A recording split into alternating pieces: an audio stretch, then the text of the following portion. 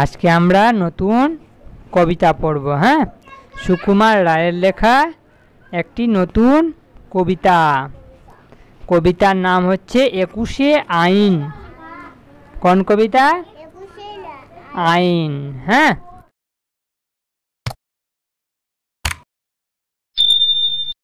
এখানে দেখতে পাচ্ছি ছবিতে যে একটা কি আছে, মূর্তি আছে।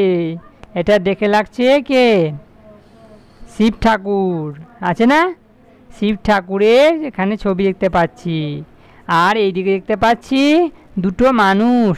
একটা মানুষ হাতে লাঠি নিয়ে দাঁড়িয়ে আছে, আর একটা মানুষ কি হয়েছে, জমিতে পড়ে গেছে না, আর অবাক হয়ে দেখছে ওইদিকে না।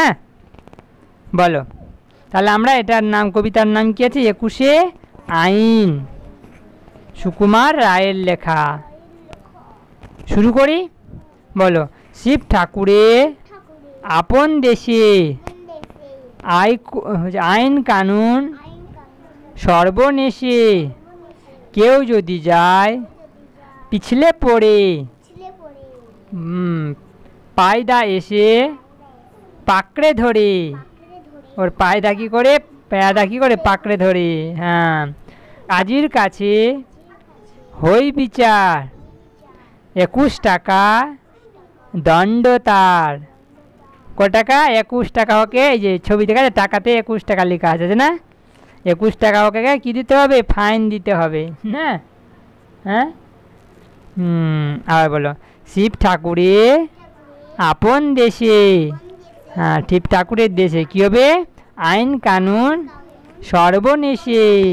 ওখানে আইন কানুন খুবই সর্বনাশ, যদি পড়তে গেলে টাকা দিতে হবে। হ্যাঁ, পিছলে পড়লে, কেউ যদি যায় পিছলে পড়ে, পায়দা এসে পাকড়ে ধরে, কাজীর কাছে হয় বিচার, ২১ টাকা দণ্ড তার। আর বলো, শিব ঠাকুরে আপন দেশে আইন কানুন সর্বনেশে, কেউ যদি যায় পিছলে পড়ে, পায়দা এসে পাকড়ে ধরে, কাজীর কাছে হয় বিচার, ২১ টাকা দণ্ড তার।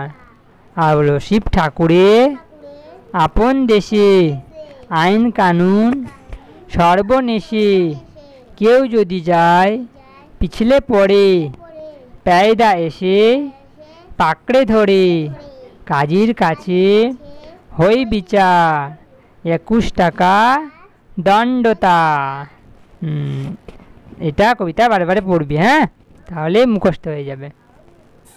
Dear viewers, please like, subscribe and press the bell icon. Thank you.